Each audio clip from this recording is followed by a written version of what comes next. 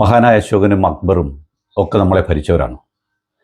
കുറേ നല്ല രാജാക്കന്മാരും നമ്മളെ ഭരിച്ചിരുന്നു. കൂട്ടത്തിൽ ബ്രിട്ടീഷുകാർ ഭരിച്ചു. സർ CP നമ്മളെ ഭരിച്ചിരുന്നു. അന്നും നാട്ടിൽ വികസനങ്ങളൊക്കെ ഉണ്ടായിരുന്നു. നല്ല പാലങ്ങളുണ്ടായിരുന്നു, നല്ല ആതുരാലയങ്ങളുണ്ടായിരുന്നു, വിദ്യാലയങ്ങളുണ്ടായിരുന്നു. തിരുവനന്തപുരത്ത് കാണുന്ന മിക്ക വികസനങ്ങളും ഞാൻ ഈ പറഞ്ഞ ആൾക്കാരുടെ സമയത്തൊക്കെ ഉണ്ടായിട്ടുള്ളതാണ്. പുനലൂർ പേപ്പർ മിൽ, പുനലൂർ തൂക്കുപാലം തുടങ്ങി നമ്മുടെ നാട്ടിലെ ശേഷിക്കുന്ന എല്ലാ നല്ലവയും ഈ പറഞ്ഞ ഭരണാധികാരികളുടെ സമയത്ത് ഉണ്ടായിട്ടുള്ളതാണ്.